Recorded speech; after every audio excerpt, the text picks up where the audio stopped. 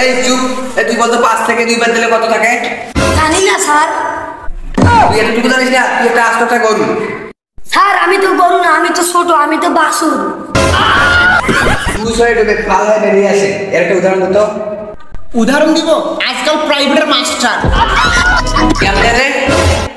প্রাইভেটের master হয়ে বাড়িতে ঢোকে আর জামাই হয়ে বাড়ি থেকে বের হয়। মানে তোর গার্লফ্রেন্ড আর বেস্ট ফ্রেন্ড একসাথে পানি দিতে আসে, তুই তাহলে কাকে বাঁচাবি? কোনো শালাকে বাঁচাবে না, ওরা দুজন পানিতে কি করে? এই নারীকে নিয়ে একটা কবিতা বলতো। নারী তুমি দেখা হইলে রূপের পরে, সবাই তো জানে তোমার প্রিয় বন্ধু রান্নাঘরের কড়াই। যতই তুমি দেখাও রূপের ঝর্ণা, দিন শেষে করতে হবে তোমাকে তরকারি। আর আপনার শৃঙ্খলা কি বললাম স্যার? আমার ঠ্যাঙ্গ দু। ওটা ক্যান্ডি ধরে পাগল, ওটা ক্যান্ডি, ওটা ইংরেজি শব্দ। স্যার ইংলিশ না বলে তো বাংলায় বলতে পারেন, ভারী গু ভারী গু। আর ওটা ভারে গুণে পাগল, ওটা ভেরি গুড। ইংলিশের টিচার আপনি, লম্বা লম্বা দাড়ি, সেই দাড়িতে বেঁধে দেবো রসগোল্লার হাড়ি।